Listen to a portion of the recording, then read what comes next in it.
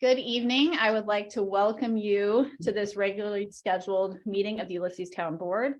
It is 7 p.m. exactly, January 10th, 2023. May I have a roll call, please? Yes, you may. Ms. Weatherby, Present. Mr. Boggs, Present. Ms. Olson, Present. Mr. Goldman, Present. Ms. Bouchard. Present. Wonderful. Did we order a real name tag for this? Temporary. What font is that? It by the works. way? Carissa. Wonderful. Okay, approval of the meeting agenda. Did anybody need anything else added or changed from what's been presented?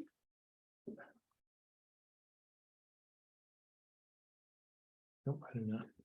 Okay, then I accept a motion to approve. So moved. Second, Second. all those in favor? Aye. Okay, we are going to kick off with a public hearing on the best value local law. There is a copy of the local law in your package. It is right underneath your regular resolution. And we talked about this at our December meeting. And when we scheduled the public hearing. So I'll accept a motion to open the public hearing. So moved. Second. All those in favor? Aye. Is there anybody, we do not have anybody in person. Is there anybody online who wishes to address us related to the best value local law that is being proposed tonight? I'm not seeing anybody waving their hands or otherwise indicating interest, but while we're waiting to see if anybody pops up, did we receive any written comments? No, we did not. Okay.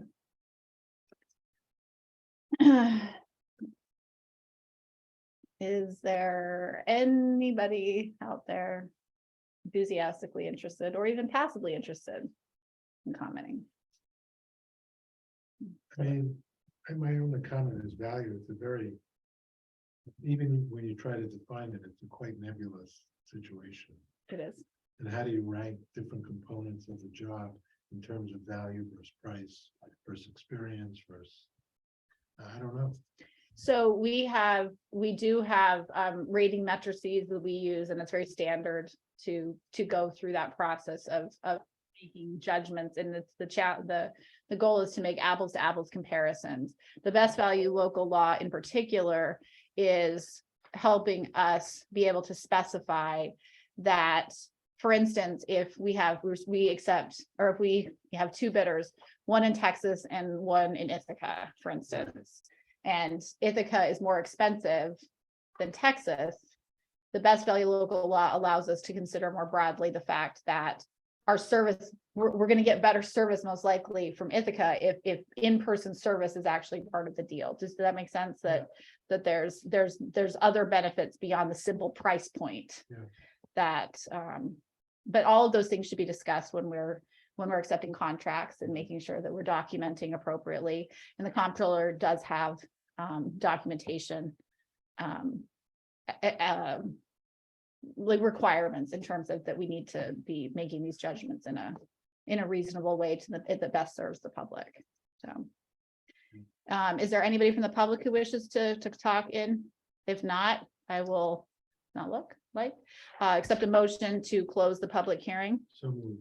Second. All those in favor? Aye. Okay, moving on to privilege of the floor. We have two. Oh, trying to make sure Elizabeth gets her name in the minutes. It's very kind. Yeah. We're moving on to the privilege of the floor. We have 3 minutes period, both at the beginning and the end of their meeting. Is there anybody who in the public who wishes to address us on any topic?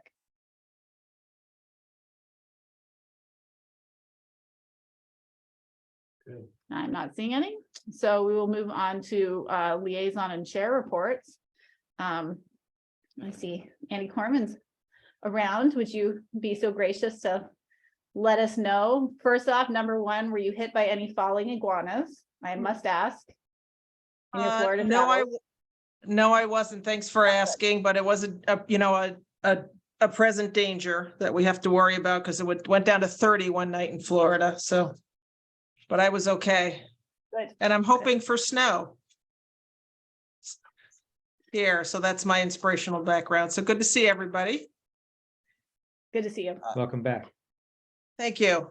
So just a couple of things. So we're just starting the new year, as you guys are too at the county. And we elected a new chair, well, re-elected Shauna Black as our chair of the legislature. And Dan Klein was elected vice chair. And our committee assignments will be coming in a week or two. So I'll let you know about that, what I'll be on. And I have the sales tax report if you are interested in that. Do you guys want me to tell you that or you guys have that? We have October. Do you have anything more recent, any November, December? They have not No, shared not- with us yet. No, just October. Okay. We're not holding anything back. The recovery grants, you might have heard some about this, that we had 6.5 million that we were giving back to the community through our ARPA funds. We have mostly done the awards. I think it was 52 grants that we awarded out of 200 and something, I can't remember, 214 or 15 applicants. And we actually had a couple more later that came in that somehow got mixed up in some emails. But anyway, so we had about 215. And for the town of Ulysses, the only one that is directly in this district is $200,000 grant for INHS, helping with the construction of the community nursery school there at Village Grove project off of South Street. And we are putting out some press right now as we are finalizing the combining of the public health and our mental health departments. We're calling it our whole health department. And I've said some things about this before, but just to give you a quick rundown, part of that is to reduce the stigma that often is there regarding mental health, and it's also to coordinate services better for people so they don't come in, have to go one place for one thing and then another place for something else. So we can help coordinate, and so providers can more easily talk to each other, and so hopefully a more wraparound services that we'll be providing for people, and it also makes services more accessible to people. We are working with the city of Ithaca, trying to work on homelessness issues, especially as it concerns folks in back of Wegmans and those stores down there. A lot of people refer to it as the jungle, the homeless encampments, and they extend quite a ways down the inlet. So we are working with them on that as much as we can. And we had gone back and forth, and I don't know if you got an announcement about this, about assessments and values for properties for next year. And or for this year, actually coming up, since it is 2023 already, my calendar says. And hopefully my checkbook will say that when I write a check soon. For my taxes, we thought about doing a percentage of assessment value, especially because of the values of homes are increasing so much. That became kind of confusing, and we had a lot of feedback from people that they really preferred the 100% assessment. It's easier to understand, so we're going to stick with 100% assessment for properties. And those are the main things that I have. Wonderful, thank you. I have a question. So given the incredible rise of real estate prices, peaking, let's say last year, with interest rates so low, you could argue that the housing bubble was an artificial thing, and now with interest rates back to pretty normal levels, the value of the houses are going to be much less than they would be at the peak of those sales. And then we're going to get stuck with higher tax assessment. But if we went to sell our house, it would be less. more than 100% assessment. So you could talk to our assessment department directly, but what they try and do is if a house is sold for lower, you know, you can ask for the new owner can ask for the assessment to be brought down Right. if they're paying substantially less than what it was originally assessed or what it was previously assessed for, say 400,000 and they bought it for 300 or 350. That doesn't help the person in the house who's subject to the new assessment based on current sale, which now may be bogus. I think, I mean, it's a weird problem, but we did have a boom. And now we're. Right. With our taxes when we may not, you know, so how long does that assessment go for? 2 years? We reassess every year depending on what our tax levy is, as far as what people are going to get taxed. So the bubble kind of as you know, when you deal with taxes there. So everybody, we reassess the amount that we're going to do each year. And so each area we try and do every 2 to 3 years. But there is an overall change often because what is affecting one area affects other areas. But as you said, if you're still owning your house, if a couple of houses get sold down the street, you know, or around you, or I know, well, I just happen to know where you live, Rich, but you know, so there's not tons of houses right there, but if there's comparables, you know, that get sold, then, you know, they'll lower the other houses, even if it's not up for sale, because, you know, they're going to look at, well, if your house did go for sale now, this is what it would sell for because other values are going down. Yeah. But it is a lagging, you know, it is a lagging thing by nature of the way that we do it. All right, I just want to understand that. I think we've been, Krista, we've been on a 2-year cycle. Is that right, of assessments? think so. I think that's, but at least for the last Right. few years, we've been on a 2-year cycle. So, Okay. and we just went through a re-up. Yeah, Last year? or the Yeah. year before? yeah, All right, This is- thanks for that. yeah. This is the first year those new prices are in effect, or new valuations are in effect. Thanks. Any other questions for Ann? Yes, I do. And are they gonna have, assessment review boards again this year? Oh, thanks for asking that. That just got voted in committee, and then it's going to go to the legislature at our next meeting later this month. So in committee government operations, they just voted the other day. I think it was in that committee, or is it? Yeah, I think it was in that committee, but either way, they just voted in committee to not have the assessment board reviews. For this year, they left it open that if things change, the assessment department really thought because of the amount of changes, you know, to nearly everybody and with the steep increase in values that we would have a ton of people at the assessment boards, but there really wasn't. A lot of boards only had 1 or 2 people. And when you look at 2 or 3 staff members from our county for at least 3-4 hours, and it didn't really seem like good use of time. And just to let people know, they will come out to your house. A lot of, if people are thinking, you know, well, I have to go down there, but you can call our assessment department. You can go down there. They will also come out to your house if you want them to. So they try and be really flexible. Okay, thanks. Mhm. Wonderful. Excellent. Any other questions? Wonderful. Thank you so much for Thanks, joining Ann. us tonight. I appreciate it. Thank you. Good luck. Are there any other committee or liaison reports anybody would like to make? Who's on the call? I can just say briefly about the CSAC if you want. Sure, that'd be great. And sorry, I don't have a camera tonight. Yeah, we met, we had our first meeting of the year. We're gonna meet alternating between 4 o'clock and 7 on the first Wednesdays of every month. And we're, you know, one of our first projects we really want to work on is getting the website sort of up to date and adding some things. And so we're starting to work on that, and we'll work with Chris on it.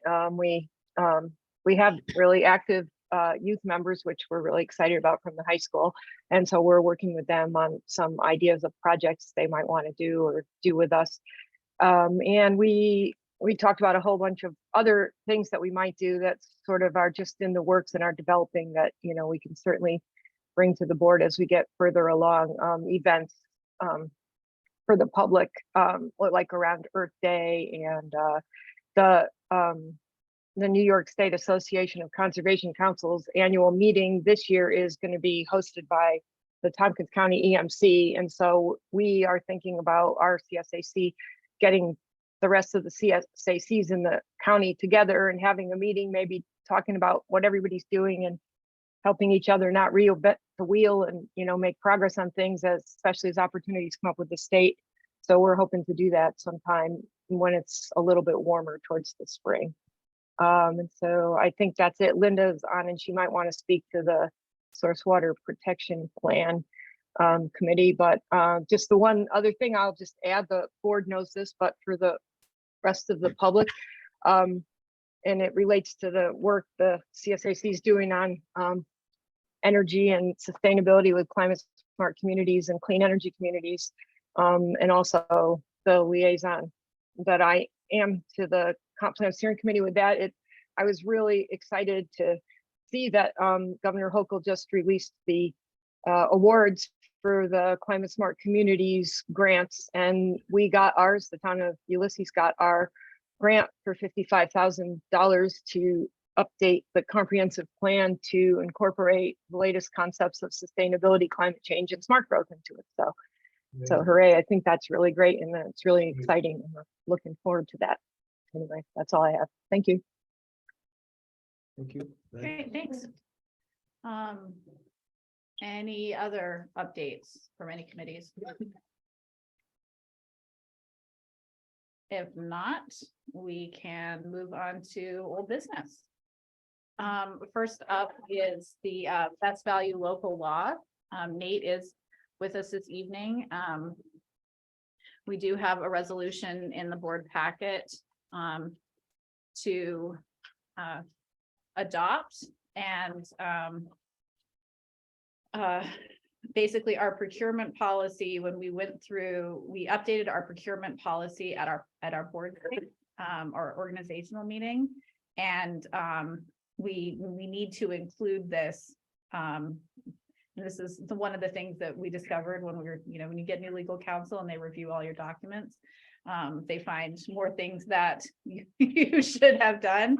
And so this has been a law, a model law on the books in New York State for about 10 years. And this is what we need to back up our procurement policy with this local law adopting. So moved. So it's a motion to approve. Is there a second? Second. Any discussion? Then I will call for a vote. All those in favor? Aye. Thank you very much. Okay. And then, not as exciting news. I did not print one out for everybody, but I do have a copy that you can pass around. An electronic copy was provided. We submitted last year, we submitted a request to New York State Department of Transportation for a safety study and speed reduction on Route 96. It followed an accident that happened around the first week in May at that intersection, and DOT conducted a speed study and did not find it persuasive that any reduction was needed. So this is just notification. I wanted to share it with the board already, but I just wanted the public also to know that these are the limits within which we work. It's one of the things I was unaware of when I got into local government. But if either we wanted to get a copy of it, here's one copy of it. Yeah. Yeah. So didn't know if anybody So- had any comments. In relation to this, where I think the bigger issue is on Crumbs Corners going southeast, Mhm. because not seeing the accident report. I'm not sure if somebody came shooting out of Crumbs Corners. Because if going north, you can't see Route 96. So if you're unfamiliar with the road, and if you're doing 55 on that road, it really should be shaved off, but that's a county road. Right, So I think that's where the bigger issue okay. is on the county side. Well, and we already did try to get, I don't know if you remember, it was actually one of the first ones that I was a part of. We actually tried to get a speed reduction on Crumbs Corners. But that was on on- the county side also. Right, but that was going north. That was on the other side. Yes, that was where that was the accident though, too, was on that intersection. Well, that was the community members, Oh, because they were talking about they right. were walking yeah, on that section. Lanny Joyce. Right, yeah, they had, I Yeah. don't know, dozen or so Yeah, residents on there. I But the remember. part I'm talking about is, Well, they asked for a speed reduction. I don't know if that, it got rejected also. oh, okay. Yeah, but this was more of a county thing, and this is a sightlines issue as you're approaching 96. okay, so you're approaching 96 on Crumbs Corners Yeah, heading. going, it's more like southeast to like Okay. northwest is how the road. Yeah, and how I the road think lays out. I'm not positive. I thought the accident involves the other side of the road, but I don't. Yeah, well, yeah, not seeing that report, Yeah. because I drove by it right after it happened. It was Yeah. hard to tell. Michelle, I actually know, I don't know if she can comment on it. She was actually there when, do you remember? I remember you telling me you were pretty much there when it happened. I drove by right after it happened, yeah. Do you remember which Um, side of the intersection it was? The cars were piled, like the cars were on the east side of the intersection, the southeast side of the intersection. Where that So- open lot, because they use that as a staging area for the bridge, for the culvert. Yeah. So they were all over on that side. So it looked to me like somebody had come out of Crumbs Corners and forced the truck and the car over. That's what it looked like to me, but when they turned that in, not seeing the accident report, you don't really know Right, Yeah. exactly. what it was. Yeah. Do we have other options with the denial of the reduction to make that a little safer? We don't personally, no, we don't. That's the county. It's really the State state, road. it's a state road. And the state ends up having right of way jurisdiction also on the crossroads for a certain number of feet as well. And yeah, it's frustrating. I mean, it took, the town pushed to get the flashing light at Perry City. I know you were part of that, Michelle. Because that's why in part we sent this letter to DOT on Crumbs Corners, but I don't know what other leverage the town wielded at that point, did we? Do you remember? That I think was compounded by a fatality that happened right when there was just a letter sent from the town supervisor and the highway superintendent at the time for that one. So there was no request for a study, but there had been a fatality just a month or something before, so.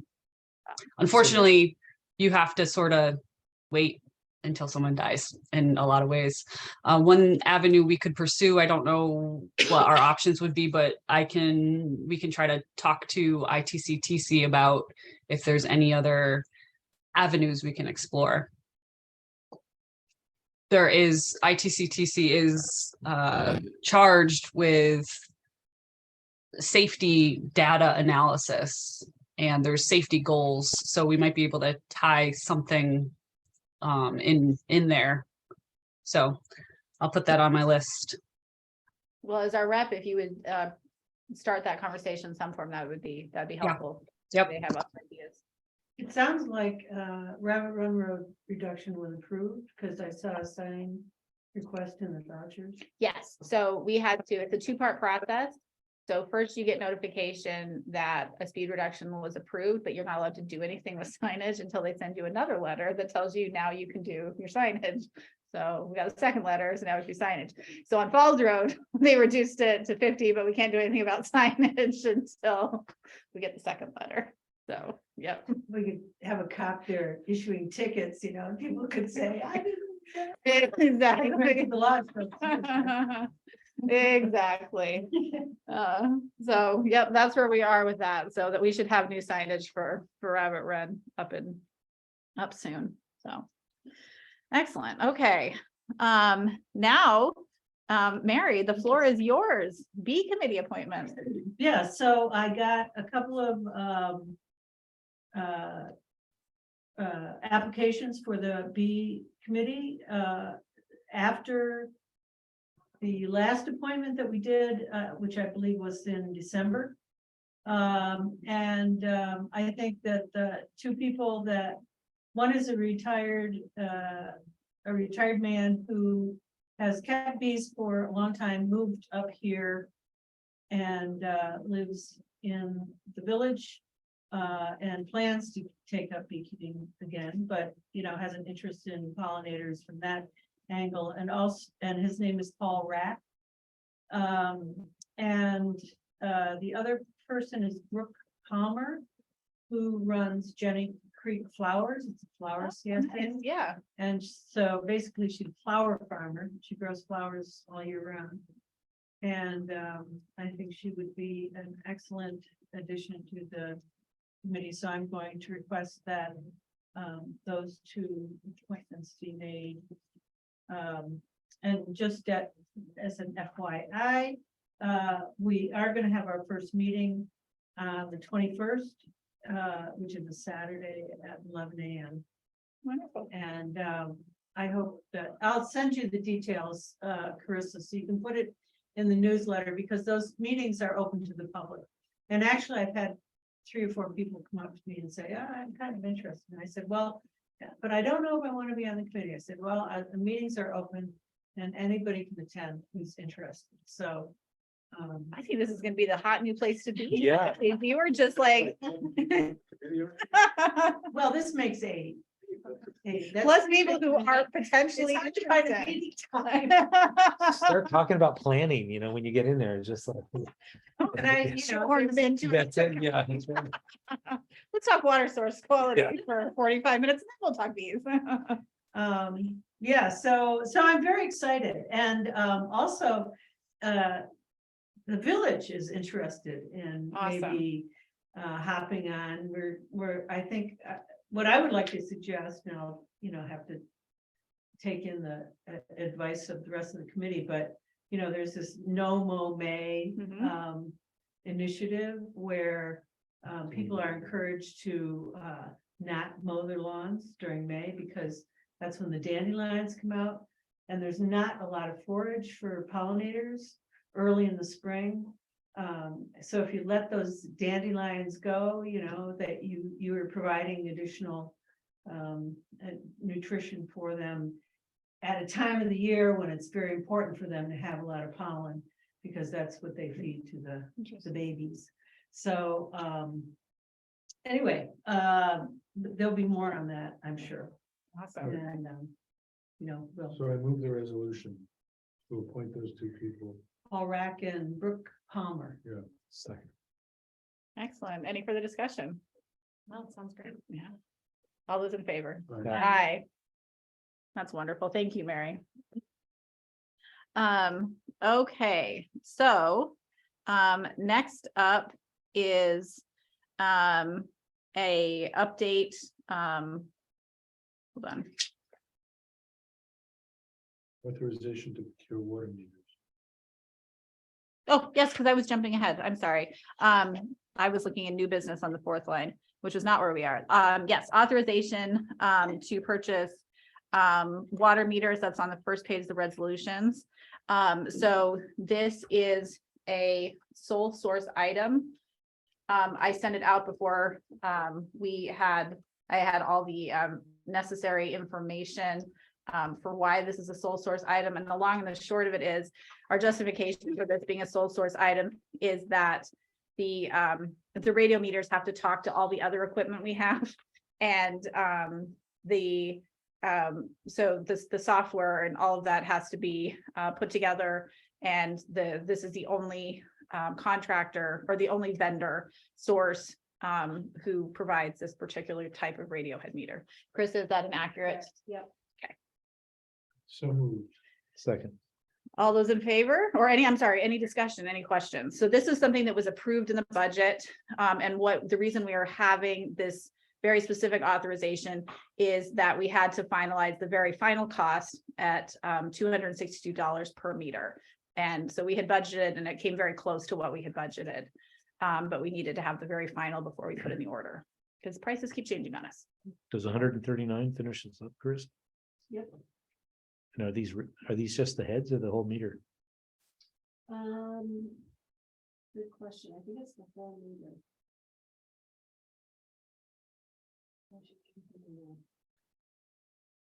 Yeah, anyway, you can call them on. Okay. Any further? Well, if discussion? it's not the whole meter, we should change the language, because this says whole radio meter. It's just the head. You have to change the description. Do you want to double check, Krista, before we vote on it? We could table this and come back to it, or I thought it was the whole meter. but- I can look at the quote and see if it specifies. Okay, Let's come back to. okay. Then let us table that, even though we have a motion in a second. We will table that and come back to it. So I wanted to let you know that we have, the village approached me about, a noise ordinance. I provided you a copy of the same, draft. Well, it's a real noise ordinance, but it's for the village of Endicott. That is one of the clients of Nate's law firm. The village approached me about a noise ordinance. They have a noise ordinance that is based on doing a decibel reader. And they've been informed that, and in their own experience, it's not an enforceable law. And so they're completely unhappy with their law. They would like to move towards a reasonable person law. I know the village, we have talked about it. We picked it up last spring and then we got busy with other stuff. And so I provided this copy from the village of Endicott that Nate provided to me. The village of Endicott's law is based on the city of Syracuse's law, which has been upheld in court. And so the city of Syracuse's law has now, it sounds like, is being mimicked in other municipalities because it does have legal precedent.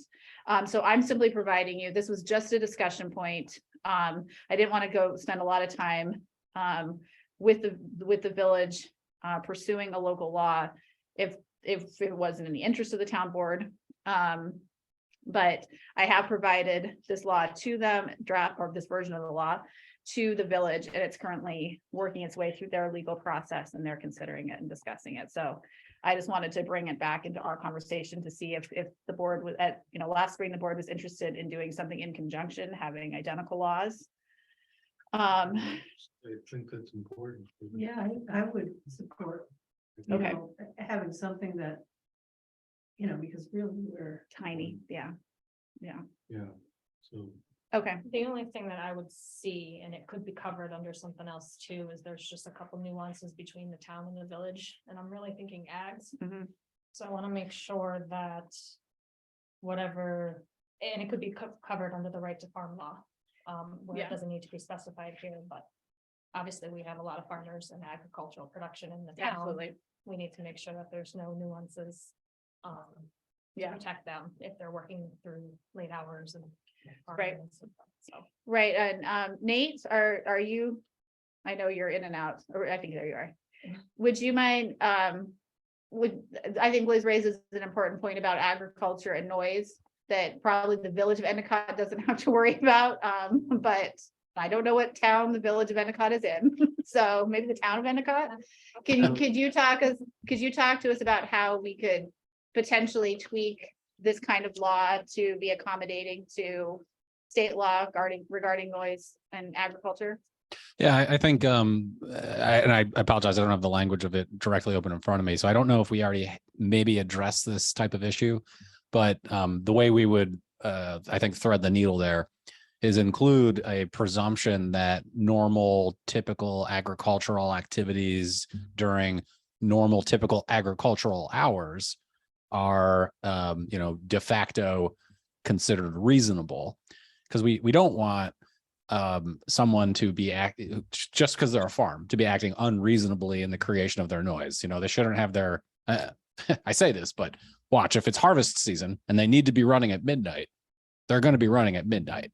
And that's normal and typical, and that we want to be clear that's okay. But if it's not harvest season and it's not ordinary for a farmer to be operating a vehicle very loudly, whatever it is they're doing, and we want to make sure the law is flexible enough to recognize that type of issue and relationship. It means when you're at trial, for example, you need your farmer. We need our own expert farmer to say what they were doing is reasonable or not reasonable, but we can work on that. Yeah, makes sense. Yep. Yeah, what about barking dogs? What about barking dogs? Nate, what are your thoughts on dogs and noise ordinances? I love dogs. Dogs are great. And it's often that some dogs are very noisy. And it really comes back to that reasonable person standard, right? So if you are an individual who finds barking dogs to be wildly annoying and you complain constantly about your neighbors, well, the enforcement officer is going to have to be there and possibly also hear the barking dog, and it will be the enforcing officer who will agree that the dog is being unreasonably noisy or not. If you were the neighbor, we would want you to come in and testify about how often this dog is barking or not. And it's all going to just end up in front of the judge at the end of the day. If in fact a ticket is issued as a result of a barking dog, incessantly barking. So that it's an enforcement and a judicial decision at a certain point. 5A is vocal noise, but that's a person who should include dogs in it. It's age, so a subtext. I think that the village's noise law addresses barking dogs and has something, it's something like, if it lasts longer than 5 minutes or. I think it's addressed in our dog control law. Oh, is it? Yeah. Oh. Well, that would be something to. check on.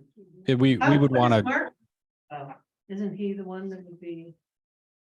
Mark is perfectly fine with the reasonable man. He would prefer a reasonable person law versus the meter one, because unless we want to change his job around, he doesn't want to go out at 2 o'clock in the morning, and we can't have the sheriff's law enforcement isn't going to do it for us. So we would have to designate a person in town, in town government to go do it. So, and I mean, the decibel, yeah, exactly. Who was not paying close attention in the organizational meeting and voted to be. So the decibel meter one is it's really hard. It's just it just doesn't work in court. It's so easy to poke the hole, right, Nate? Like they're finding that those just do not hold. Yeah, you need to have your training officer, you need to have your officers trained specifically on how to use it, up to date on it, and they have to be there. So you can't rely on neighbor complaints without having a decibel reading. And when you're complaining about a party in the middle of the night, your code officer's not showing up, in 5 minutes with the meter reader to measure that. So they're very hard to enforce. Okay, Yeah. all right. Okay, so we'll check in on dogs, and we would need a version would have to include the agricultural reasonableness also. This is certainly not, this is the first of, I would say, imagine multiple conversations. The village is gonna have thoughts and their attorney's gonna have thoughts. So I just wanted to kind of float this to see if you were interested in me continuing those conversations. And if so, I'll let the mayor know that we're cool to continue having those conversations. So, understood. Well, if you think of anything else you want to talk to me about it, be my guest, please reach out. Okay. So as far as the meters, I have this quote, but Michael, I'm wondering if you can look at this and tell me. It's a little bit out of beyond my scope. That's the description that he gave us. Can you tell if that's a head or a whole meter?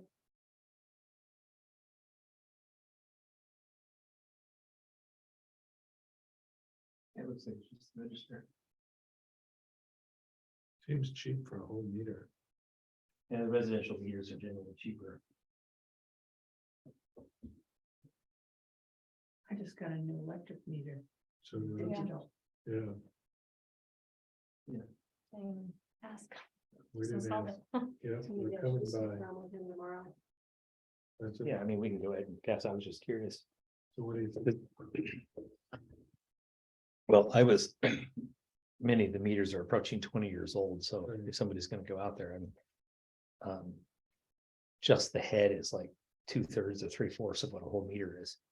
And if they just replace the meter, that we know we've got Right, at least 135 fresh meters, yeah, because they're gonna start to degrade, right. at 20 years. So we just want to make sure it's the whole meter. So Carissa, do you want to hold this item? We could come back to it on the 24th.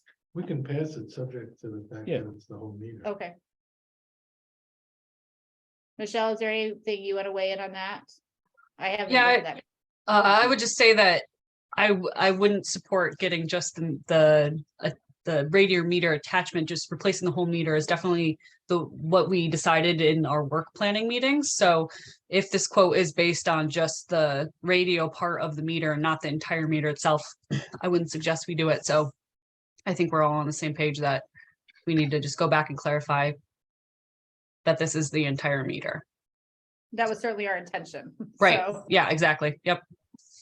okay, we will do that. So let's make, so we could include a further resolve that this is conditional upon it being for the entire radio meter. Being for the entire meter and not just the radio head attachment. Right. Is that, Krista, does that work for you? Language? I'm sorry, can you repeat that? Further resolved that this is approved contingent upon confirmation that this is for the entire meter and not simply a radio head attachment. Yep. And so moved. Is there a second? Any further discussion? All those in favor? Right. Aye. Okay, great, thank you. Okay, moving on to new business. I did not print, I provided an electronic copy. I did not print it out for everybody because it is 26 pages. But if you'd like to look, I have one physical copy. You're welcome to pass around. And so the uniform code update. Periodically, what happens is New York State will require us to update state building code. So there's state building code that we have to adopt. And you can make tweaks. There are some places you can make tweaks, but for the most part, the expectation is this is New York State building code. Municipalities need to adopt it. And so the process of doing this is actually to repeal our existing uniform code and replace it with the revised version that New York State has provided for us. So tonight it's only a discussion. If you had any questions for Nate about anything related to that, this isn't kind of one of those optional things for us. We kind of have to do it. It'd be a discussion tonight of that. And then we would be scheduling the public hearing for repealing the existing local law and replacing chapter 80 of the town code, which is entitled Construction Codes Uniform. So did anybody have any questions about that? It's pretty standard stuff we do every couple of years. Looked pretty standard. It did seem like there's a lot more requirements for operating permits. There, I think, had been like 4 or 5 operating permits we currently have in our code. And it looked like there may be 15, 20 new ones. Yep.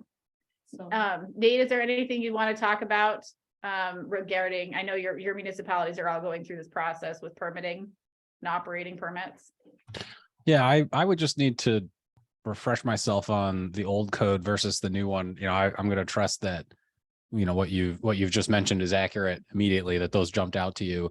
I can tell you that what we have isn't anything that we've added other than what the model update requires. And so, if your old code really only had 3 or 4 instances for issuing those permits, then yes, the state is saying the new code requires these.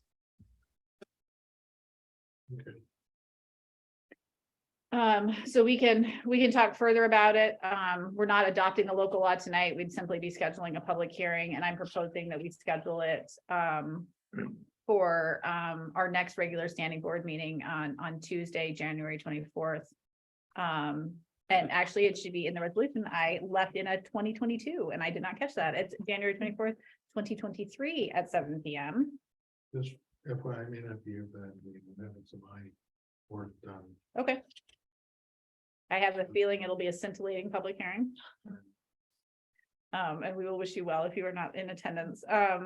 So I would make a motion to schedule the public hearing for the 24th of January. Thank you. Any further discussion? All those in favor? Aye. Thank you. Okie dokie. And then the unappropriated fund balance investment. Michelle, would you mind talking to us about that? Sure. So this is coming out of the Finance Committee. At our last Finance Committee meeting, the representative for who we're doing our investment with, Tompkins Financial, came to our meeting and explained what the latest was as far as treasury ladders and what the market's up to. And out of that discussion, the Finance Committee was thinking that it probably is a good time, based on what's going on with interest rates, to take advantage of the unappropriated fund balance that's just currently sitting in our bank account. As a reminder, the way that this treasury ladder investment is set up is that it's very fluid. It's essentially just, we can get the money out anytime. You know, they do need a couple days, but the way that we work, it is conducive to, we know ahead of time, unless there's an emergency, that when we need to spend big chunks of money, and this would all be unappropriated fund balance. So it's money that we, according to our 2023 budget, don't have a plan to do anything with at this point. So,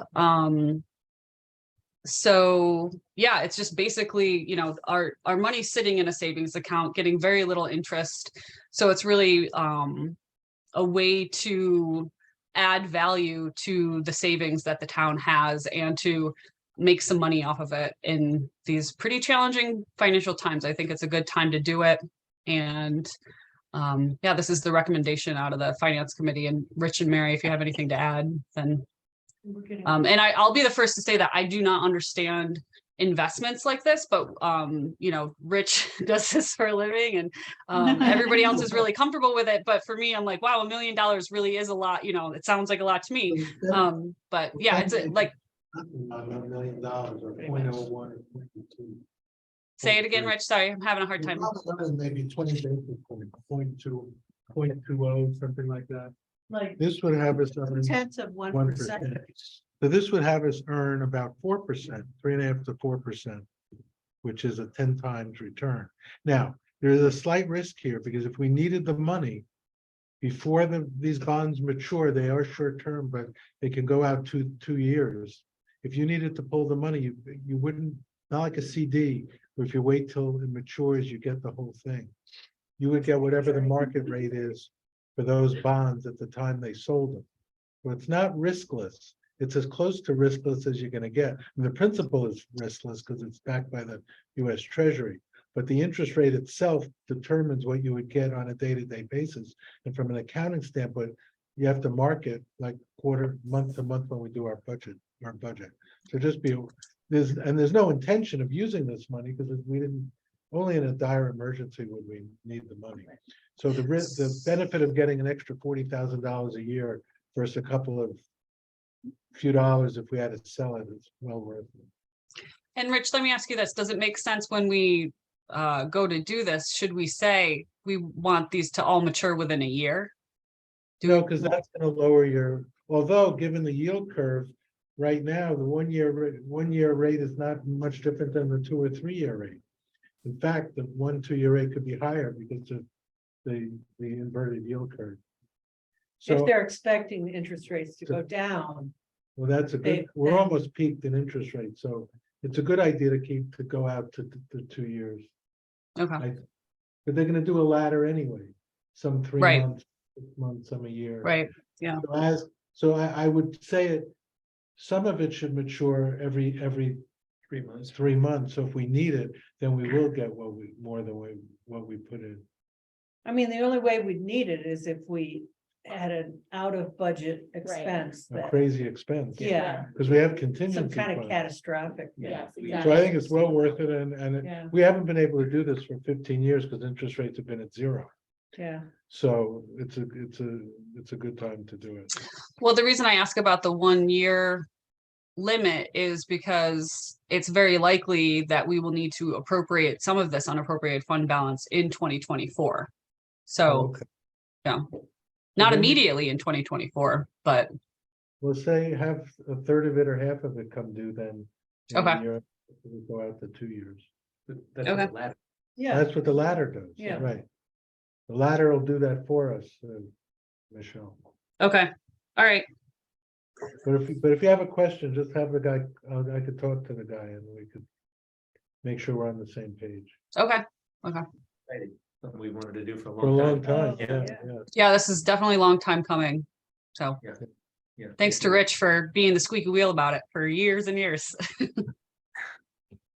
That's how things get done in local government, right? So gotta have a Good. squeaky wheel. Great. So is someone willing to make a motion to approve the resolution as presented? So moved. There a second? second, Any further discussion? All those in favor? Aye. Aye. Okay.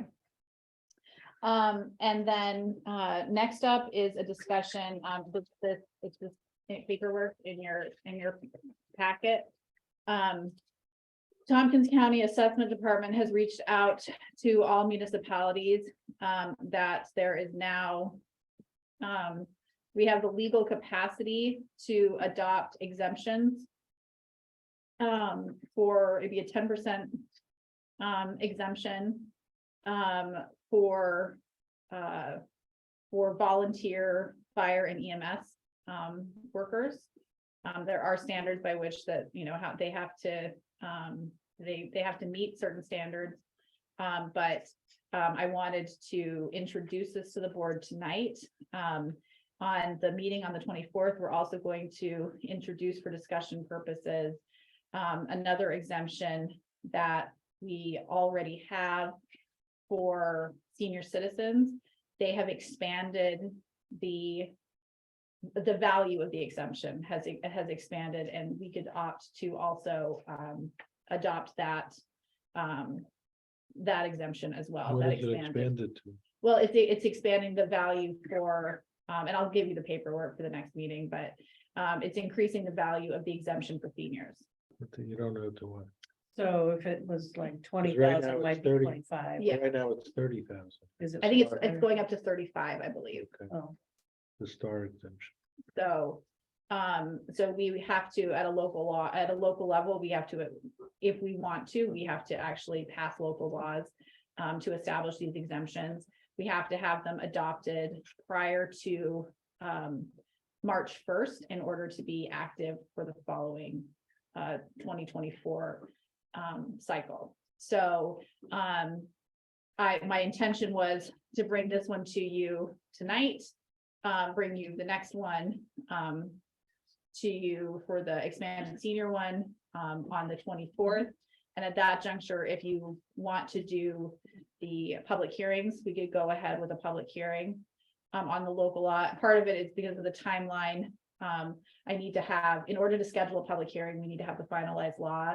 And so I'm going to have Nate, who put together, if you're interested, put together the law that we would be adopting. We do have a model. I provided the model for the fire EMS one that we could use. So it's not, creating the wheel, or recreating the wheel. But I would bring you those finalized versions at our next meeting, so we could schedule public hearings at the town board. I mean, the bottom line is this is costing 73 cents on a house. 73-cent increase on a median price. For the- For the for exempt, for the exemption, qualifying right, taxpayers. right. So enable the volunteer firefighters. even To get the 10%, the 10% exemption. reduction on their tax, Everybody else would pay pay. 73 cents. And for town of Ulysses, because our EMS, we don't have a volunteer EMS, Right. it really is only for fire. Right, So, so, yeah, so, I mean, I move that we do this. but we don't have to take any action tonight. This is just A lot of- discussion. A lot of them live in covert anyways. Right, that's true. Well, maybe Covert is gonna adopt this, who knows? Okay, fine. So if you would like me, so it sounds like you Yes. guys are in favor. Are you Yes. also in favor for the expanded exemption for seniors? I would support that. Yeah. Okay, so I will bring you back. Nate and I will, Nate will, Nate will give me local laws that I will bring back to you. How about that? Okay, so let's plan on doing that in the meeting on the 24th. Thank you. And, okay, so that brings us to designation of a property manager. So, as Liz very accurately pointed out, when we adopted our asset and inventory policy, we need to designate a property manager. We had done our designations in advance of adopting our new policies. This was a new policy adopted at our organizational meeting.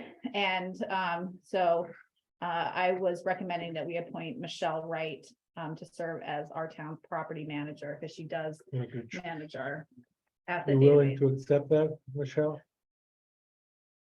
Yes, indeed. Thanks for asking. Yeah. I'm sort of already doing all of the work anyway, so, yeah. Just gonna ask. Yeah. Yeah, All right, let's do it. Yeah, so I would move to appoint Michelle to this role. second. Any further discussion? All those in favor? Aye. Aye. Thank you very much, Michelle.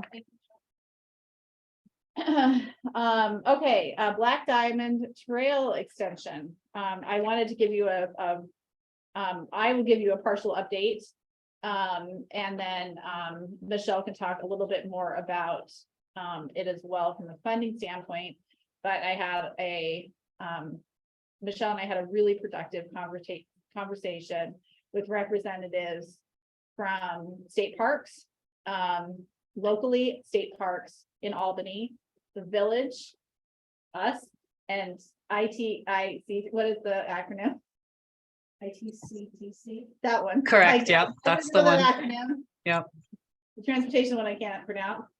And back in the early 2000s, having the Black Diamond Trail extend all the way into the village has always been a part of the plan. Like, that's part of the plan that was, adopted in the early 2000s.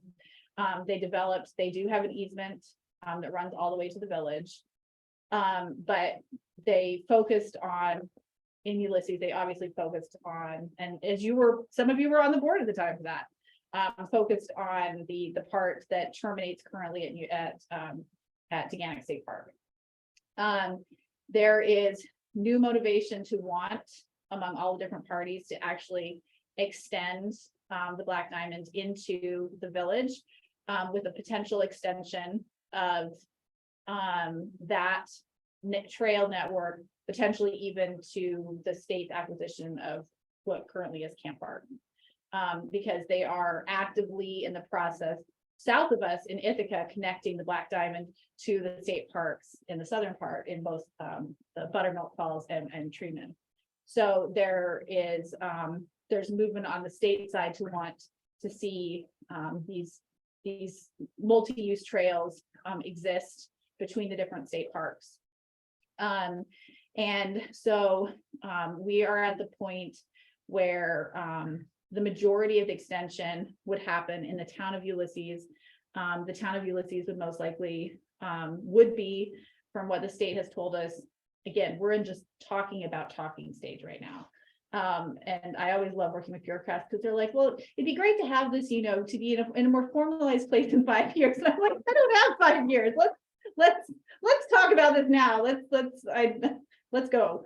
And so what transpired from that conversation is there are some funding possibilities that are available to help us do the planning necessary to determine the pathway. Part of the reason the Black Diamond wasn't extended, at least according to the group that was present, that was not extended into the village at the time, is that they couldn't get all the land negotiations worked out in order to get people off the right of way and onto village or town roads, because it would have to cross public land, or I'm sorry, it would have to cross private land. There were conversations with different homeowners, property owners at the time, and they didn't come to fruition. And so the one of the new conversation points is thinking about doing an extension of the Black Diamond from State Park, basically starting at Falls Road, running on the current easement that they have, dropping off on Cayuga View, and then maybe doing basically a extension, a road widening to provide a dedicated bike walking pedestrian lane, basically along Falls Road between Cayuga View and the village. Because where the current easement drops off is on Cemetery Road down by the sewer plant, and nobody thinks that's a great location to be. Welcome to the village of Trumansburg. Here's our sewer plant. So they really don't want to drop people off there. So the first planning study would actually just be simply to look at what are some potential routes this trail could take that could be reasonably accommodated. So Michelle, would you mind talking to us a little bit about some of the planning money that may come to fruition for us? Sure. So the federal government at some point told all their MPOs, Metropolitan Organization, Planning Organizations. So, well, I don't need to go into the weeds about where the ITC-TC exists because this area gets federal funds, and the Ithaca area is its own MPO. It's actually like the second smallest MPO in the country. So in order to get federal transportation dollars, you have to have these planning organizations that help prioritize projects. So they told all MPOs that they had to put 2.5% of their federal funding annually for the next 5 years towards there's a set of eligible criteria of projects that this funding can go towards. So it's not a huge chunk of money, but there is about $18,000 available for this particular project. It still needs to go through the policy and planning committee on the ITC-TC, but it sounds like all proposed projects will be able to be funded. So we're in good shape for that. And so I think that's sort of the timeline is that we will know for sure about this, basically like when we can say that we got the funding is, I think it's February 14th is when the policy committee will approve the work plan, which includes the proposed projects for these 2.5%. They're calling it the set aside. And then funds will be available for reimbursement starting April 1st, even though we can start incurring costs before then. So so there is a little bit of committee approvals that needs to go through in order for us for these funds to be available. But it is pretty good. It's a highly competitive project. And so the work that we're doing right now in anticipation of a gatekeeper resolution for January 24th is to try to get some ballpark estimates from design firms about how far would 18,000 get us in a scoping phase like this.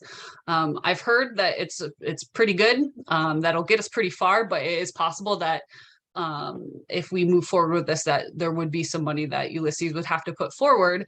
And we do have an assigned fund. So one of those funds in the A fund that the origin of which actually came from the Black Diamond when it was originally started. There were funds set aside for that. So it's actually the actual nature of the funds of that assigned fund would be going towards its original intent. So right now there's just about $24,000 in that assigned fund. Yeah, that's what's for consideration tonight. Just to FYI, and more coming on the 24th, more info coming on the 24th. Yeah, so this was just a, I wanted to bring you into the loop on it. We don't have finalized numbers for how much a plan would cost, so we'll come back to you in 2 weeks with the gatekeepers resolution with more firm estimates on that. But I just wanted to, this is in keeping with the objectives and goals of 2009 comprehensive plan. But if anybody had any concerns about this project or thoughts, I thought this was a great time to just like throw it out here, and then we can talk about it in more substance from a financial standpoint in 2 weeks. But if there were any thoughts, comments, concerns, it's hard to get everybody around the table enthusiastic from different layers of government on the same project. So This is great. yeah, I think it'd be a great project. Sooner I'm the better. curious on the routes that they present. yeah. Just- So they're not gonna use the bridges there. No, Yeah, they, I should add some- we actually talked about that. We talked about that because Michelle, we brought the, I know, Michelle, did you bring the bridge up? Who brought up the bridge? One on Lake. I don't know I don't know who brought the bridge up, but it's hard no. Yeah, we can no. literally watch state officials panicking about the safety and security of that bridge for pedestrian crossing. So, but yeah, so no, not at this point. And from, from an economic standpoint, I also would like to see it, I'd like to see people. We know millions of visitors come to Gigantic State Park, and they are not spending money necessarily in the town of Ulysses or in the village. And so I would like to get them down there safely and go buy some stuff. So, safely. That would be great. I mean, the current trail gets a lot of use. Yeah. Um, Would the plan and the study also look at where parking would be available? Because that also would be an issue too. I know there's a couple parking spots along the Black Diamond Trail now, but Yeah, it's right. not a ton of spots. Well, so I think we're gonna have an opportunity because we are gonna basically be able to create the RFP for what we're asking for under, right, Michelle, that's gonna be kind of, we'll get to be part of that process because we will be the lead agency getting the money to undertake the plan. So I think it's questions like that are really useful of like, what do we actually want to get out of it? Michelle, is that how your sense Yeah, is? so thank you. Just to clarify, we would be the lead agency on this. We would be going through the procurement policy or our procurement process to get an engineer to do the scoping work. So yeah, we would be getting our hands dirty right from the start with it. Well, let me ask you, a lot of this is gonna be in the village. No, they're right now, it's looking to terminate in the village. The overwhelming majority of it To would be in the terminate. town. Yes, at some point, what we want to do ideally is, because this is happening in phases. At some point, we'd like to have we'd like the design to be flexible for wherever that, termination is. So that if there is money available in the future to do an extension from the village to whatever Barton becomes, whatever name Barton becomes. That's gonna be a future issue. That's not part of this scoping plan. So this is really just a connection between the current trail and the village. So most of it will be in the town of Ulysses. Barton's not in the village. No, but that Yeah. segment, that'll be Right. that's gonna be whoever's sitting around this table, frankly, I would imagine 20 years from now. Right. I would love to think it sooner than that, but I have no expectations that I will be at that table. That would be me. It All right. still will be, there'll be something on the organizational organizational chart. All right. So, yeah, so very little of it except the termination point, really. And my guess is parking will be a village related issue. And the village is on board with this? Village is enthusiastic, yeah, Warren was there, he would be delighted, and so I would assume that he's speaking for the village. So this takes it about to the cemetery then? Is that what you're- Yes, yeah, on Smith Woods has expressed support in previous instances, they weren't a part of the call, but they were supportive of it, Okay, so it's all in the town. yes. Yeah. Yeah, pretty much, Okay. so. And I don't want to be a part of the team that has to figure out where the route is in the village itself. I want to totally let village people own that question. Right. Okay, great. Liaison? Yeah, you're in the village. Okay. So, I just wanted to, we talked about the next up, is the 2023 major priority projects for the 2023 budget.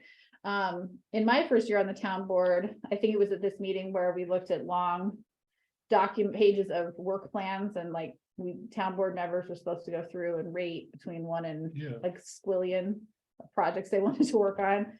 Part of what we did in the budgeting process was actually have those conversations.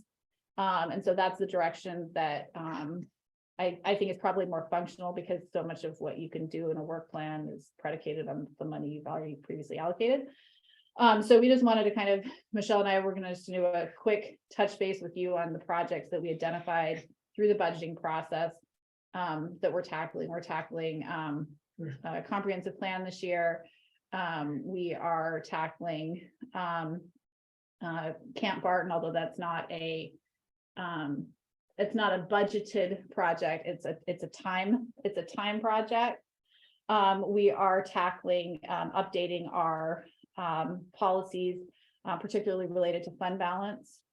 And we are looking at, we've allocated money for facility investment. Michelle, what else did we want to make sure that we highlighted?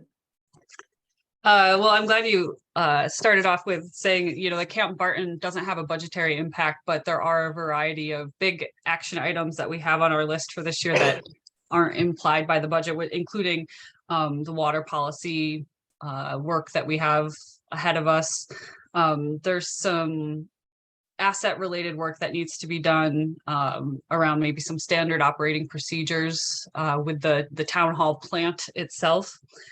And we have the IT upgrade project coming up, which will be very time consuming, and yeah, that'll be a lot of work for everybody on staff, because we're going to be transitioning to a whole new way of organizing as a team. So that's going to be a time consuming for everybody. And back to some town asset related maintenance, we do have a chunk of work needed on the town hall that we've identified. And as we're freshening up our Bridge New York application that's due on Friday, I'm really realizing that we need to get started on doing some engineer investigations in the Curry Road structure. We need to get an engineer out there and just lay eyes on it, do an assessment. So there's a couple items that will be covered in what we have in the budget, but that does need to get started. We also want to grow, continue growing our capacity around grant writing and ensuring that we can leverage the energy that we have on the current town hall team to get funding for projects that have to happen either way. And let's see, oh yeah, we have a lot of Water District 3 stuff going on with the acquisition of the meters and the software. There's going to be a lot of time and energy spent on updating those Water District 3 assets. So I think those are the big ones that are on my list. Yeah, I think so when Michelle mentioned the water policy, one of the things that's become very, very clear to me in December and January, we are in January, is that I've been approached now by multiple different constituents who very much would like to be connected to town water. And there's a lot, some of them, and they're informal requests. Nothing has triggered a formal request yet, but some of them are, I just don't have good water quality. I'd like to, how do I even get town water? And depending on where they live, realistically, not easily, right? Don't we have a formal request from Grassroots? We do not have a formal request from Grassroots, no. Nope. Sending an email doesn't trigger state water law. And then I'm hearing from people who have a much more likely route to accessing water because they are physically close to existing water sources.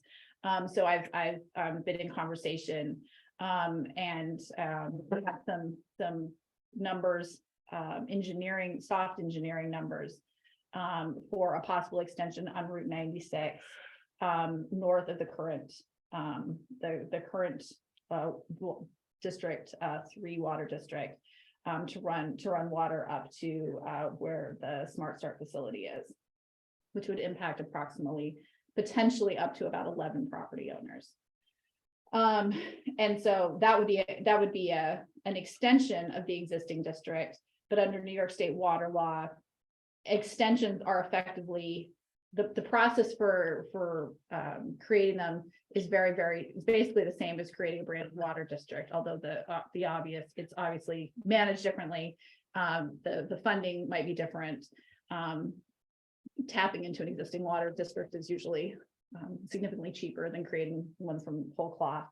So, but the long and the short of it is these questions are coming to me.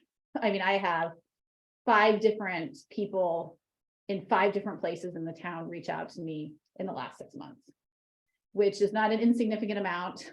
People have questions about how you connect to water, how is water possible? There's, I think, the answer is it's a lot more complicated. I mean, I know you guys know this, but I don't think there's good understanding of why is it complicated, why is it expensive. And so what I would like to do is, right now we're seeing if there are any other municipalities who we can mimic in terms of their water policies. So far, I've come up, I don't know if Chris has had any success since our meeting yesterday about it, but I know I have not had any success yet finding one. But basically, we'd like to develop a water policy that kind of outlines to our constituents.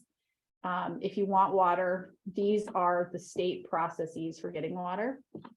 And one of the big things related to that is under New York State water law, there are 2 mechanisms for triggering the creation of a water district. One, there's a legal process whereby essentially the property owners band together, hire an attorney, and put together an official petition and request that of us. And then they have to meet certain thresholds and percentages in order to trigger us having to explore a water district creation for them. The other process is that they could more informally request it, and the town board actually takes action and decides to trigger the process to create a water district. But it's actually a lot easier for constituents if the town board is willing to take that action. It saves them money on, having to hire an attorney and do all that, but it does have some implications for the town. And so Nate and I saw Nate nodding along, and I'm sure I'm missing part of this, but he and I are in discussions about how to create a policy whereby if somebody wants water, here's the process to request for us to consider whether or not it's appropriate to create a water district. And we would want to establish some pretty high thresholds of neighbors wanting to participate. I'm pretty sure none of us here from a political standpoint want to create a water district when 1 of 10 people in that potential district actually wants water. So setting some percentage thresholds. Nate, what am I missing from that? No, I think that's a really good broad overview, which highlights just for the board that it's there's 2 paths, and if we if you consider as the town board entertaining a request from a constituent where they haven't met at all the legal requirements for a resident property owner petition, it's important that you, like Caitlin has just mentioned, have some evidence that people really want it, instead of just like a one-off type of person, or a one person water district extension, for example. So there's a lot of discussion, I think, and thought that needs to go into what that might look like for the town board to consider moving forward. And as Caitlin mentioned, we're talking about it, and I'm sure we'll be back to all of you to get your thoughts and opinions. Yeah, so that's something that's that was not budgeted for per se. It's not triggering, significant expenditures, but it's going to be one of those things that it's clear that I think we need to move in the direction and having some clarity for our constituents of, if I want water, what does it look like? How can I understand the process? Because, I'm hearing from some people who very legitimately, may be able to connect to water. And before we start going down the rosy path of, trying to establish water districts, which takes a lot of time and potentially a lot of town money, we want to do that. So, and these are projects that we wanted just to highlight that are going to, be eating considerable staff time. over the calendar year, in addition to supporting ongoing activities that just serve the public on a, on a daily or weekly basis. So was there any other projects that we didn't cover that are springing to your mind? Do you want to make sure that it's not that we're not aware of them, but I didn't know if there was anything else. Looking at EMS fees and the implications of how we're gonna manage rising EMS costs is a real struggle and priority as Didn't well. we just put those in the organizational chart? Yes, we did, but I think it's looking at the fact that, and I put it in in our budget narrative that went out to the constituents and the tax bills. It will not be sustainable for us to absorb, for the tax base to absorb an 8 to 10% increase in EMS fees on a year-to-year basis. We can't. And so what can we do to figure out a way to help offset that? Because that's going to really sizably cut into our ability to do other work. Well, Is this year one of the new budget model? That's for the fire. There's no new budget model for EMS yet. EMS budget is how much? EMS is constituting, Michelle, what was the percentage? It's 37%. What's the dollar amount? Mm, 400,000? No, 400,000 is fire. It's bigger than that. I can pull up the actual. It's in the organization chart. It's a lot of money. Well,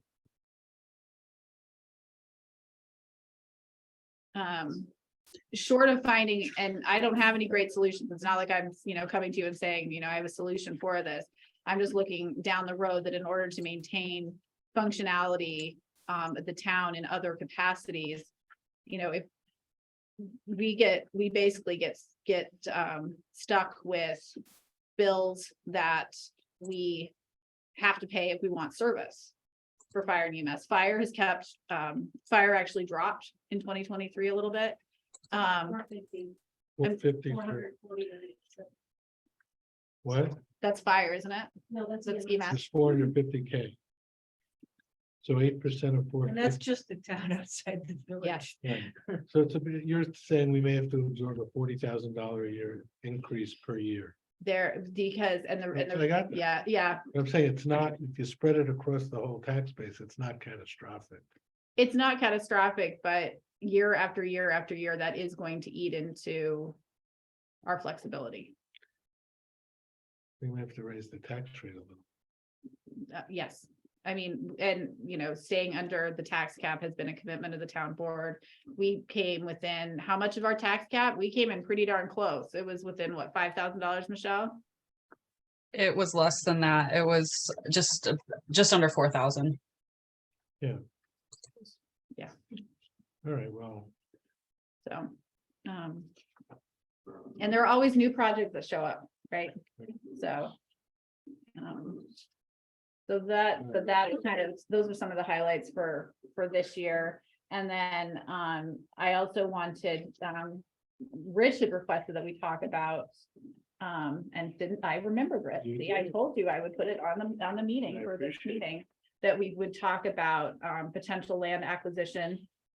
So what I did is I asked Michelle, I didn't do it, but I asked Michelle, this is the list of parcels we currently own. I wanted just so, because I bet Liz, I bet you don't have it memorized, how many town-owned parcels we have.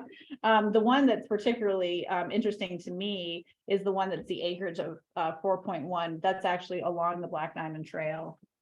It's a unique natural area. There's limitations about what we could actually do with it. We at one point were talking about selling it apparently to New York State. Supposed to go over to state parks. We don't have to sell it to New York State, it doesn't sound like, but we could. Yeah, we were supposed it's supposed to be, holding like a holding. tank. Yeah. Well, it's What's still currently in our holding. What's the 1916 property? That's one kind of the third from the bottom. 1.3 acres on 227. Where is that? Michelle, do you know? I don't actually know. I Probably don't. I think a lot of this is highway right of way. What? No. Related to highway right of way stuff. A lot of, so this list was developed in conjunction with our asset database, and a lot of it, we haven't dug into a lot of this. It's just been, yes, this is ours. We haven't had any capacity to really take a look at this and understand how, we have dates about when we acquired them, but that's about it. There really aren't that many, the Sailor Drive. And they're pretty small. so- Yeah. The Trumansburg Road parcel is the one we got from Exxon. Yeah, and so we have been holding on to some small parcels in Jacksonville. And when we talked about it like 2 years ago, I would say it was in 2020, the last time I remember we talking about it, we were talking about, let's not, because we were approached by somebody who was potentially interested in purchasing one of them. And the board at that point was hoping to wait till doing, at that point, we thought we'd do the comprehensive plan sooner rather than later. But having that as part of the comprehensive plan and letting the community weigh in on. Yeah.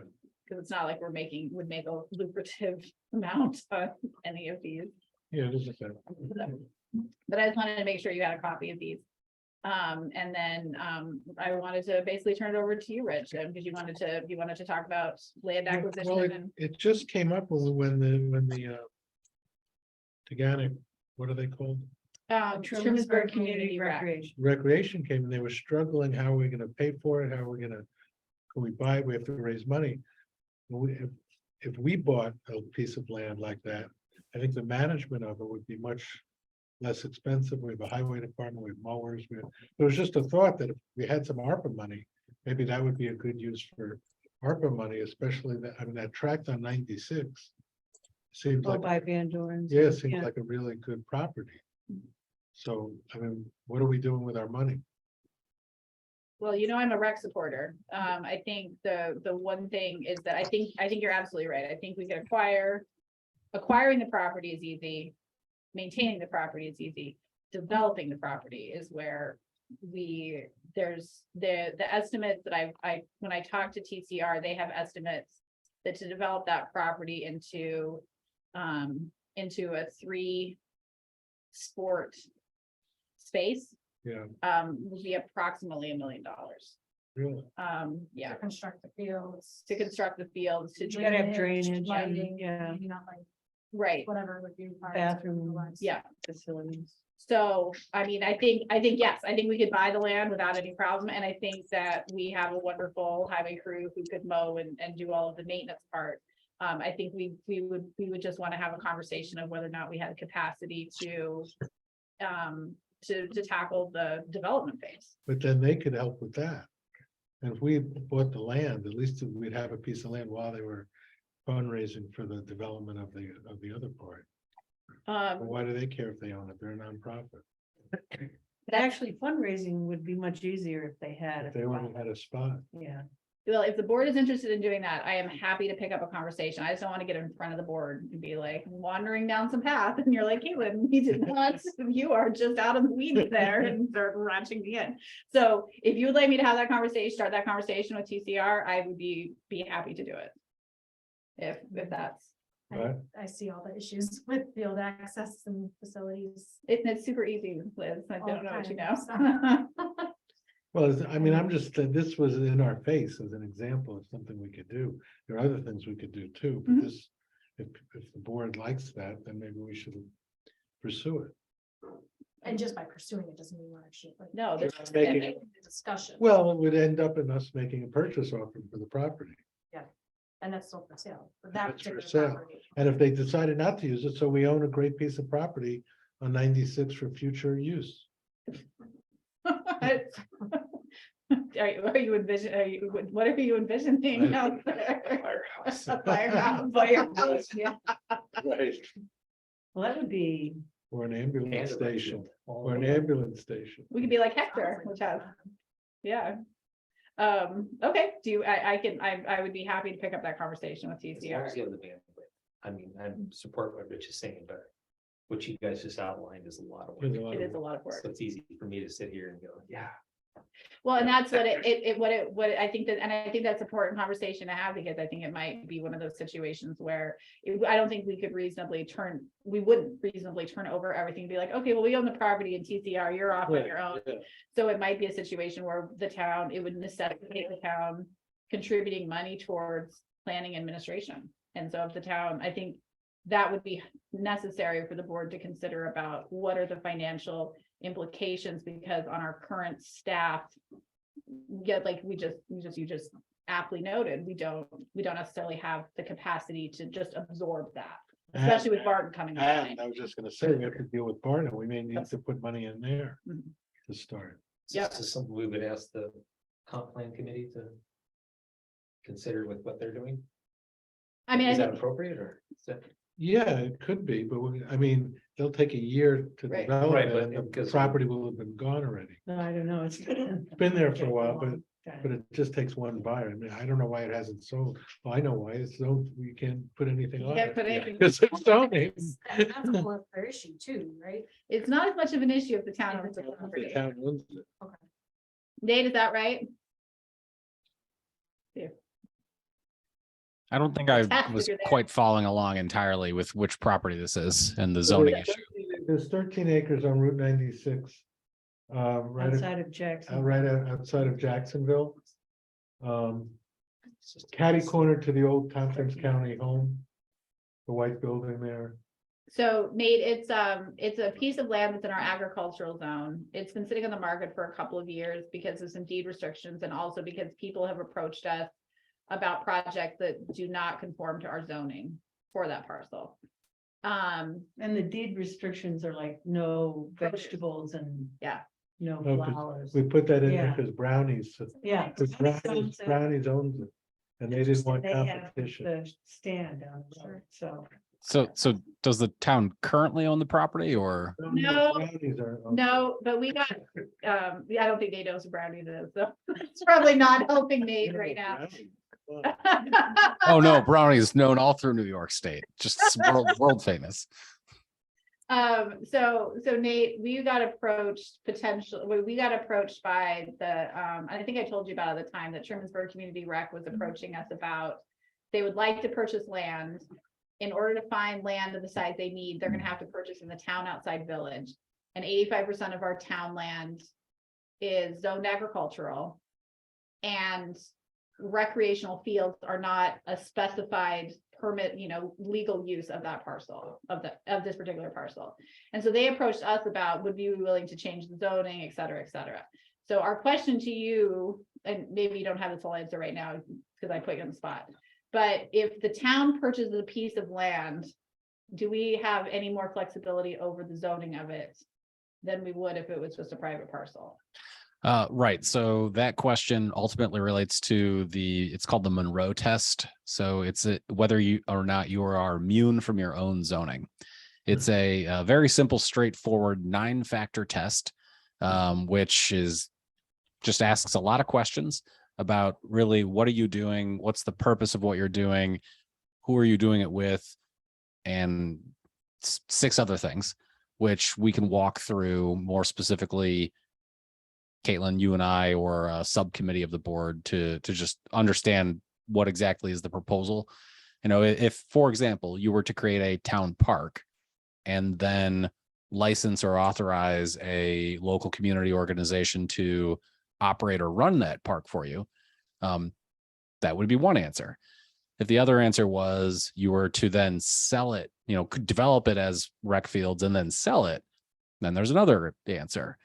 There's just I would need to know more about what exactly the arrangement thought is, what are the, and maybe what you're really asking me, I guess, is what are our options? And I can try to spell those out a lot more clearly after I've given it some more thought and understand who the players are, what are the potential options, or capabilities that everyone has to really present options to the board. Sounds good. I do appreciate that I threw you on unexpectedly on that question. So what I would like to do, if it's okay with you, then I can reach out to TCR to see if we could take a sizable role in the front end and in the end, and we had a third party nonprofit who was interested, motivated, and capable of helping raise the funds necessary to do the development. That might be Right. Does that Yeah. sound like a feasible Yeah. approach? Just, I would like throw that spaghetti through against the wall. I don't No, know. but if I it would think sit that's with a them. reasonable model. We own the Okay. land. they organize a fundraising to start paying for the facility. And we can mow it, the highway department can do maintenance. So a model like that. Okay, then I will raise that question with them. I will add that to my to-do list. Both tribes own the other half of that? They, yeah, The white building. they own across the road, but I don't know if they own the adjacent parcel. Because in that triangle, it's only, Brownies only owns a strip of it. They own 13 acres. Right, but I Yeah. thought the rest, the stuff on the lake side, the Perry City Road side, I thought was 12 tribes. So there, whoever, so you've got Van Dorn, you've got Perry City, the strip between Perry City and the part that is currently on the market, whoever that property owner was or is, we heard from TCR that they would also be potentially open to sale. So that would be an expansion, but there's no guarantee on that. Right now, the only stuff that's on the market is the 13 acres. Mhm. So And TCR was looking at 35 they'd like, to, for the full build out of right. multiple baseball, softball fields, Right. football fields. And there is no place currently that So in the that village was- or adjacent that is open for, is willing to do development. So at that scale. So, because INHS owns all of all of the Auble stuff they purchased, they have sufficient land, but they are years away from green lighting any kind of activity on that for rec purposes, so. And I would throw out there that we are one of like 2 towns, I believe, that don't have rec fields of our own. So, for what that's worth. Other towns do. All right, well, let's look at it. Okay, I will talk to TCR. Thank you. I appreciate your blessing. Okay. I'm gonna and sneak that- away. Have a good evening, everyone. Thanks, Michelle. Okay, that brings us to updates. Is there, Krista, Scott's not here, but how are we doing with taxes? How is your tax season going? Pretty well. I throw you out there too. I think probably collected close to $1 million so far. So we're close to, well, so how much long, how you think we have another week before we will, Next week. Next town will be paid off, yeah, All right, maybe good. even this week. so. Okay, I'll just give you a couple quick updates. Myself, we accepted the RFPs. We had 7 RFPs submitted for our IT update. And we have been internally trying to narrow down the list so that we can bring to the IT committee a more refined version, because some of them are really crappy. So there were some that were complete no-goes that, I think they were applying for something else other than what we actually put out. And so I would anticipate that probably next week that's going to start going to the IT committee to help, go through we'll be doing an interview process with the potential applicants. And the RFP does have 3 phases that we'd be working through. The first phase is really an assessment phase. And the second phase involves practical, what we're actually going to do based on our needs. And then the third phase also involves developing the policies necessary to bring our town into 21st century compliance. I was grateful that we did get at least a couple businesses in New York, one not even far away from us, who were interested and who are, I think, viable candidates based on their proposals to at least consider. So you never know when you throw out an RFP if anybody's going to respond. So that's chugging along, and it couldn't happen soon enough, I think, for Chris and Michelle and I in particular. And then we're in the process of conducting interviews right now for project assistant, and that's the position that the board funded at 20 hours a week. That is split 12 hours in planning and zoning and 8 hours in the supervisor's office, and is going to be able to also be the clerk. That includes being the clerk for the planning board and the BZA.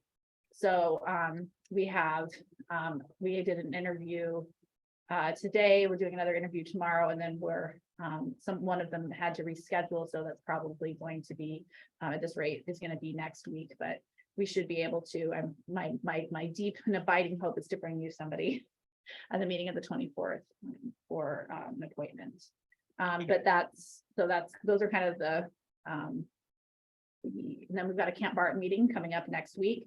But I have been informed that we are not allowed to make public statements about Camp Barton, that all of that should be directed towards state parks. And that's not a bad thing, but state parks, Word and I both talked to state parks today and say, you need to release a press release because people are asking us about the process. And it's really, the ball's really in their negotiation phase, not in ours. But again, we're hoping that at the meeting on the 24th, that it's very likely that we will have draft organizational materials available for you to review the setting up the structure of the LDC. So that's the goal. Okay, So that's it for me. Does anybody on the town board have an update? I know you guys, I've heard good things about your agricultural committee meeting or agricultural outreach meeting last night. Committee is the wrong word. Sorry. Yeah, well, we had more people than I thought we would at the end of last week. We have two people who are definitely interested in being on the ag committee.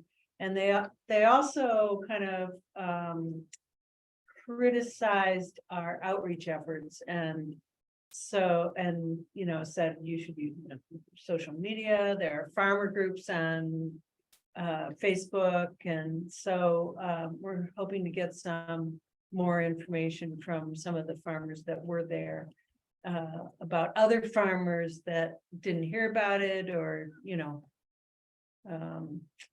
that might be interested. Great. And we also got some good feedback, I think, about concerns that the farmers had. Wonderful. Yeah, I think Yeah, there was would you? good discussions. Yeah, Just they filled us in on, since none of us were involved necessarily in the last plan, just some guidance, like recommendations and some feedback on how that process went. Some things to consider moving forward, both for any updates to the comp plan, including the ag plan as a section, and we're talking with Niels about different methods for updating that too. Wonderful. I think getting two folks that were willing to sit on an ag committee. That's a was at huge least step. A step in the right direction. That's so. wonderful. Yeah. That's just wonderful. so we're gonna try and have another kind of organizational meeting, the second phase of organization meeting for the ag committee. Well, I at some wonder if point. it could be the agricultural and bee, like maybe you could, there's some bee people we can fund. I mean, I'm joking. I'm sort of slightly joking because you've done such an amazing job with recruitment for bees. Thank you for bringing your energy to agriculture. I really appreciate it. And for being there also and speaking to the needs of farmers, you know that well also. So excellent. Anything else? I didn't have that. And any other board update? Okay, then we can move on. We will be closed, the town facilities will be closed next Monday for the MLK Junior holiday. And then these are the next upcoming town board meetings. At this juncture, unless I am in the hospital, I plan to be there for the February 14th meeting. I might have a very, very tiny one in tow. Provided that I'm not under lock and key at Cuba Medical, I will be there. And yeah, so that brings us to minutes. We had lots of minutes. We were catching up on some sliders that had, for various reasons, not made it in. So we had the meeting minutes were circulated for October 11th. November 8th regular meeting, November 8th public hearing, December 2nd, which was a special meeting, very short meeting.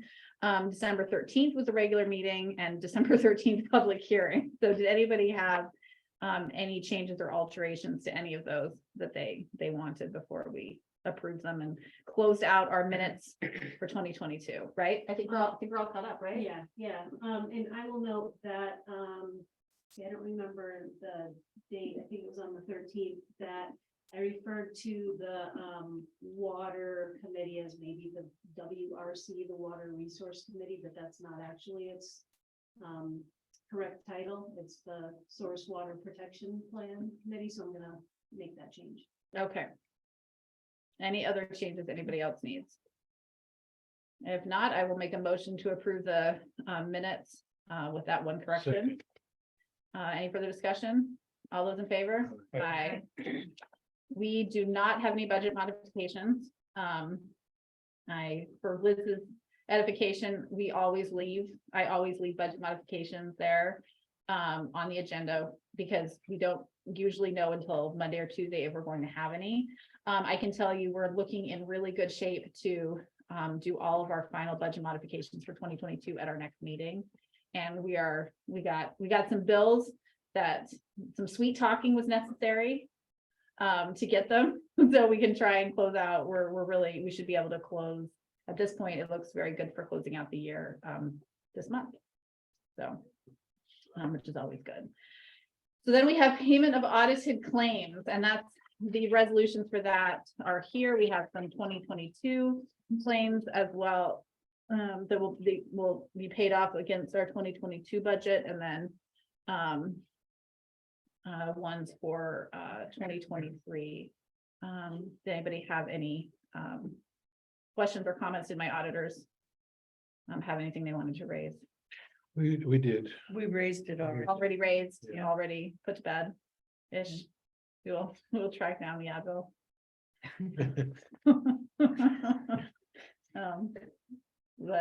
Okay, then is someone willing to move the approval two resolutions? I think we could bundle them if you don't have any issues. So moved. Second. All those in favor? Aye. Aye. Okey dokey, and that brings us to almost the end of the meeting. We do have privilege of the floor.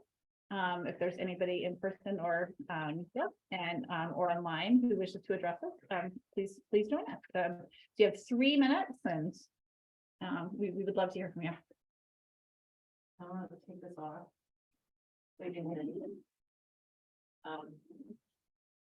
My name is Vivian Rose. I live at 104 Pennsylvania Avenue in Trumansburg, and I sent you all a message which you received, and it looks like you talked about it in this meeting, but I was not here for that. So I'm What are we hoping that I talking could about? have a noise ordinance update about the village. Did you not receive my email that I sent to all of the board? Oh, yeah. I think that was last month, right? Yeah. Last month, yeah. Yeah. So, I came today for 2 reasons. One is I have been addressing this board and the village board with concerns about noise since June of last year. And, I don't have energy anymore to do it. So I'm not going to be addressing you or the other board, on this topic. I have, spent so much time researching what's an enforceable ordinance, what other ordinances are in other towns and other municipalities in central New York and Seneca County and this county. And it appears that noise is not something that's really raised to the level of we can wait. What I hear is that we're gonna wait 3 years for the comprehensive plan to tell us how to manage this, but around the fairgrounds, wherever. Because I don't want to spend any more time arguing or trying to protect the soundscape of this community. I want to just back up a little bit and say, for me, the soundscape of the community has to do with the health of the environment. And when it's too loud for a human, it's too loud for everybody else. It's not an indication of the health of the environment. So I'm really, it's the other reason I'm here is to see if I can get my oath taken care of, because I'm very excited to be working with bees and with trying to set the habitat so that it will resolve itself and take care of itself through whatever the global warming is that we're having right now. Today, I heard that the US spent several $billions handling the last 8 years of climate problems that it doesn't have in its budget either. And that this last 8 years is the warmest ones on record in history. So to me, when we keep trying to do the things that we're doing, like that makes it impossible for bugs to live long enough for birds to eat them, so that the birds have something to eat as they're going, lights that we don't need, traffic that we don't need, these are backward steps for me. And that's probably my 3 minutes. I appreciate your service, and I just want to let you know that I won't be too much. Thank you. Thank you. Thank you. Just because, we did talk about noise while you weren't here, and it related to, the village reached out to me, that they are not happy with their noise ordinance. They've generally found it not to be an enforceable noise ordinance. And so they're looking to change their noise ordinance. I presented the board with a draft, and it's on our website right now under this meeting. I'm happy to email you a copy as well. It's a draft, it's a law that has been adopted in the town, in the village of Endicott. And it's found to be an enforceable one, because it's based on the city of Syracuse's law, but it's a reasonable man or reasonable person law. Noise is tricky. It's challenging for any number of reasons. But we appreciate your willingness to serve, and I think the B committee is just, it's the place to be in Ulysses this year in 2023. So thank you so much for doing that with us. But it's not an issue that we don't care about. It's not that. It's the town board has indicated that we would like to do something in conjunction with the village, because having two completely diametrically opposed noise ordinances doesn't make sense either. We're a very small place. So, excellent. Is there anybody else in the public who wishes to address us? Looks like Roxanne's raising her hand. Please go ahead. Yeah, thank you. I just wanted to make a comment with regard to the discussion with regard to the work plan for the town, and Caitlin, what you were talking about, making a set of policies, guidelines for the public when people ask about water expansion, municipal water requests, and I think that's a great idea. I would really like to just, I know I say this all the time, so I want to reiterate it again. Municipal water development is really part of planning. It's really a very corely, integrated into comprehensive land use planning. And so I would really like to hope that you will all consider putting into those guidelines something, about taking into consideration how the proposed project fits in accordance with the comprehensive plan, and also with recommendations of other agencies such as Ag and Markets, which has very strong policy recommendations for expansion of water laterals in agricultural lands. And so I think that would really be something important for the board to consider each time it's looking at, especially using our funds to expand water. It should really be in accordance with the bigger picture of our town. And the other thing I wanted to just mention is the source water protection plan project that we have going on. I think, as I reported at the last meeting, our next step, the one that we're working on now, and we are a little bit slowed down at the unexpected retirement of the technical person who's working with us, but they're working to replace him, but we can carry on anyway, because the next step of the committee is to work on a survey that follows up on the 2009 survey. And that survey gave a lot of information on not only where, people found the biggest water problems, and, we developed some GIS maps from it, but also there were questions on how much people were willing to pay for water, and a whole bunch of other related things that I think will be, quite informative and hopefully, we will get that out and then we'll have that back, certainly within this year. So those will be other things that, will be really important and valuable in thinking about how you handle request by request for municipal water, because I think it's also important to be fair to everybody in the town who feels like they have water problems and water needs. And so understanding those is important thing that, that project is working on. So anyway, and I thank Rich for carrying on keeping the discussion alive of the idea that I put out with him after we heard from the Trumansburg Rec folks about considering whether the town might want to purchase property to have a rec field park, something like you're talking about. I think it's definitely worth pursuing. So thank you for that too. Good night. Thank you. All right. Thanks. Okay, anybody else in the public who wishes to address that? Okay, then I will pass it to Rich. Move to adjourn. Second. Thank you.